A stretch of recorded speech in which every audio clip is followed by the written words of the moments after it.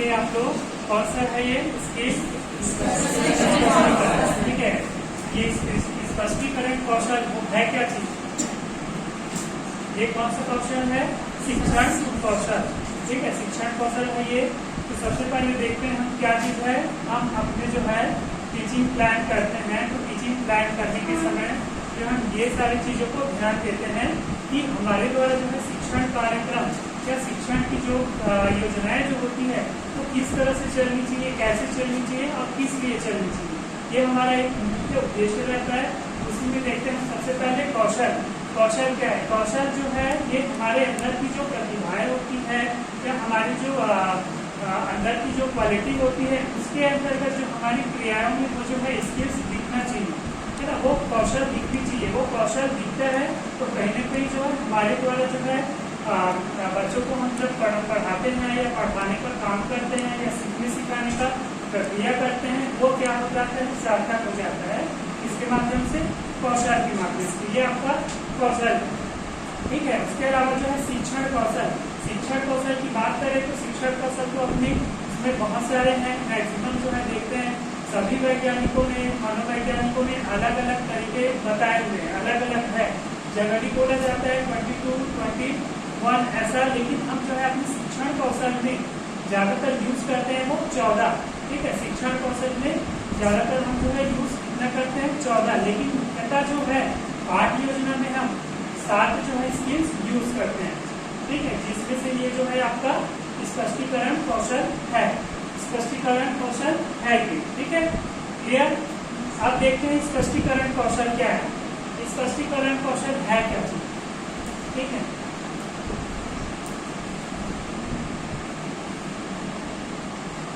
स्पष्टीकरण कौशल, स्पष्टीकरण कौशल मतलब जो है हमारे द्वारा जो शिक्षण होते हैं या जो भी हम पढ़ाते हैं, जो नियोजित करके आते हैं क्लासरूम में, नियोजित करने के साथ साथ जो हमारे द्वारा जितने भी जो होते हैं टीचिंग प्लान है या कोई विषय बिंदु है या और कोई जो चीजें होती है पढ़ाने से संबंधित विषय सामग्री, सहायक शिक्षण सामग्री या और कोई भी सामग्री है ना, या रियल ऑब्जेक्ट, इस तरह की जितने भी जो चीजें होती है उन चीजों को जो है वो सार्थकता या नियमबद्ध या क्रमबद्ध जो है हम यूज करते हैं वो किसके माध्यम से, स्पष्टीकरण कौशल के माध्यम से।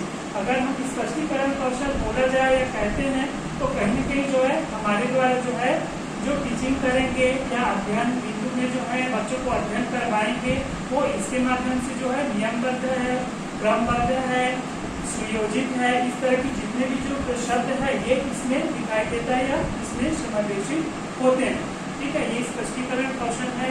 इसके अंतर्गत जो है देखते हैं अगला है स्पष्टीकरण कौशल के घटक, ठीक है। स्पष्टीकरण कौशल के घटक ज्यादातर जो है हम अपने टीचिंग प्लान में यूज करते हैं।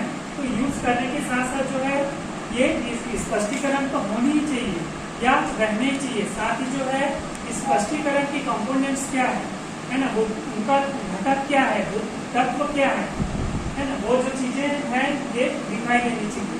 जिसमें से पहला आपका क्या है, प्रारंभिक कथनों का स्पष्टता से प्रयोग, ठीक है। दूसरा है आपका निष्कर्षात्मक कथन स्पष्ट होना। तीसरा है भाषा में प्रवाह, फ्लुएंसी, ठीक है। अगला है उपयुक्त शब्दों का प्रयोग, ठीक है। अगला है इसमें 5वें नंबर का कथनों में तार्किकता होनी चाहिए, ठीक है। छठवां है असंबद्ध कथनों की अनुपस्थिति। अगला है इसी में 7वां विचारों में परस्पर जोड़ने वाले शब्दों का प्रयोग, ठीक है। 8वां है इसी में आपका छात्रों के बोध के परीक्षण हेतु बीच बीच में पूछे गए प्रश्न। ये जो है हमारा क्या है, स्पष्टीकरण कौशल के अंतर्गत जितने भी जो कंपोनेंट्स आते हैं, घटक आते हैं, जो हम बच्चों को स्पष्टीकरण कौशल या स्पष्टीकरण कौशल के माध्यम से जो भी बच्चों को बताते हैं, तो ये जो चीजें हैं कंपोनेंट्स हमारे अंदर या हमारी स्किल्स में या हमारे प्रतिभाओं में या हमारी टीचिंग में ये जो चीजें हैं वो साफ साफ दिखाई देनी चाहिए। तभी जो है हम स्पष्टीकरण कौशल का वो पूर्ण रूप से या प्रभावशाली यूज हम करते हैं या दिखाई देता है, ठीक है। तो स्पष्टीकरण कौशल के घटक है, लेकिन स्पष्टीकरण कौशल के घटक के साथ साथ जो है कंपोनेंट्स को जो है बच्चे जो है या छात्र अध्यापक है या छात्र जो होते हैं वो जो है इनको कैसे रेटिंग करते हैं, उनका रेटिंग स्केल क्या हो सकता है। ठीक है, अगला आपका आ जाएगा स्पष्टीकरण कौशल के घटक। ये तो हमने पढ़ लिए हैं। सबसे पहले हम तो जो है रेटिंग स्केल करने से पहले या करवाने से पहले हम जो है इन पॉइंट्स को थोड़ा सा क्लियर कर लेते हैं कि वो है क्या चीज। कंपोनेंट्स ये जो है तो कंपोनेंट्स का मीनिंग क्या निकलता है, ये जो है कंपोनेंट्स उसका मीनिंग क्या निकलता है। देखते हैं पहला जो है आपका ये क्या है, प्रारंभिक कथनों का स्पष्टता से प्रयोग।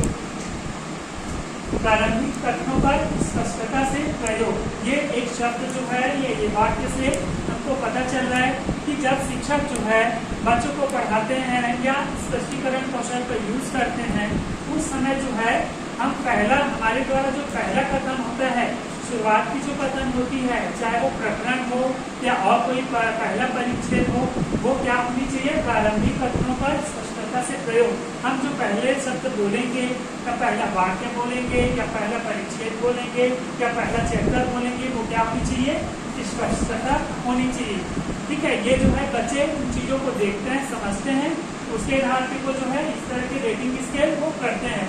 ये क्राइटेरिया है। ठीक है, 1 2 3 4 5 6 न्यूनतम एवं अधिकतम। ठीक है, आपका किसमें गया है वो चीज। अगर आपने अच्छे से स्पष्टता से प्रयोग किए हुए हैं तो वो कहीं ना कहीं जो है अधिकतम में जाएगा, बच्चे अधिकतम में रेटिंग करेंगे।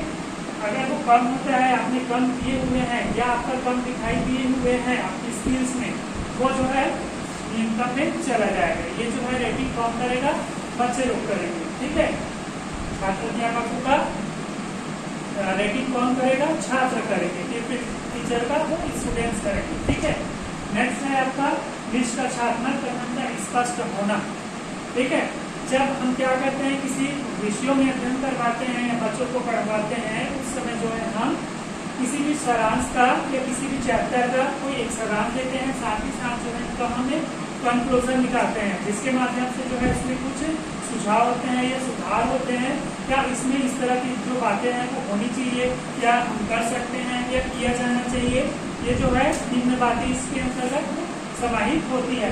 इसमें निष्कर्षात्मक कथन का स्पष्ट होना, आप जो है कंक्लूजन दे रहे हैं, निष्कर्षात्मक दे रहे हैं, वो क्या होनी चाहिए, वो स्पष्ट होनी चाहिए कि तो उसमें क्या कुछ सुधार है कि सुधार नहीं है, अच्छा था, अच्छा नहीं था, कि और कुछ हो सकता है या कुछ बदलाव किया जा सकता है, इस तरह की। ठीक है, अगला है इसमें भाषा में प्रवाह होना। आप जब जो है स्पष्टीकरण कौशल कर रहे हैं या स्पष्टीकरण कौशल की एक कंपोनेंट्स या इनकी तत्व एक ये है कि भाषा का प्रवाह होना। ठीक है, भाषा का प्रवाह होना मतलब आप जब बोल रहे हैं तो ऐसा नहीं कि अटक अटक के बोल रहे हैं या कुछ जो है बीच में रुक करके बोल रहे हैं कि आपकी भाषा में फ्लुएंसी नहीं हो रही है, प्रवाह नहीं दिख रहा है, ऐसे नहीं होनी चाहिए। ठीक है, आप स्पष्टीकरण कौशल का यूज कर रहे हैं तो वो यूज जब कर रहे हैं वो अगर दिखाई देता है तो बच्चे इस तरह की जो है दोनों उसमें वो रेटिंग कर सकते हैं।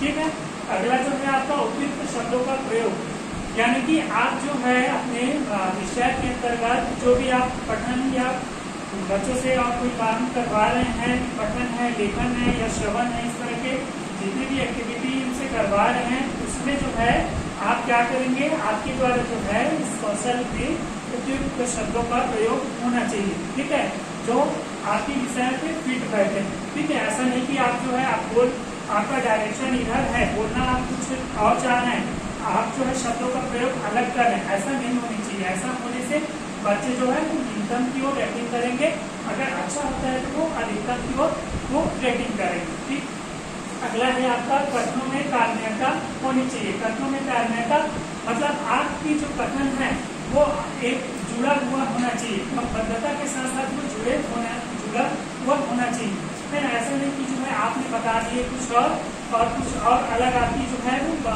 उद्देश्य अलग है।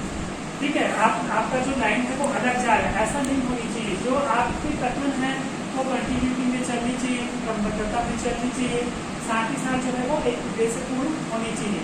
ठीक है, अगर ये जो चीजें वो होती है या दिखाई देती है आपकी स्क्रीन पे तो बच्चे इस तरह की वो रेटिंग करेंगे। ठीक है, अगला जो है आपका क्या है, असंबद्ध तत्वों की अनुपस्थिति। ठीक है, आपकी स्पष्टीकरण कौशल की उसमें क्या होनी चाहिए, ये कंपोनेंट्स ये है कि असंबद्ध तत्वों की अनुपस्थिति। आप जब जो असंबद्ध मतलब विभेद, ठीक है, असंबद्धता मतलब बेमेल होनी चाहिए या मेल। आपके उसमें जो है असंबद्धता तत्वों की अनुपस्थिति होनी चाहिए। तब किसमें? स्पष्टीकरण कौशल। ठीक है, असंबद्धता उसकी अनुपस्थिति उपस्थिति में, ठीक है, समझ में आ रहा है? अनुपस्थिति होनी चाहिए। असंबद्धता मतलब बेमेल जो है, इस तरह के जो है वो नहीं होनी चाहिए आपके इसमें स्पष्टीकरण। आप जब बोलेंगे तो वो संबद्धता होनी चाहिए, जोड़ होनी चाहिए, है ना, मेल होनी चाहिए, ना कि अमेल या बेमेल टाइप का नहीं होनी चाहिए। ठीक है, इसमें जो है आप बोलोगे तो बेमेल नहीं होना चाहिए, जिससे कि जो है आपकी स्पष्टीकरण वो निरर्थक हो जाएगा आपके द्वारा जो है।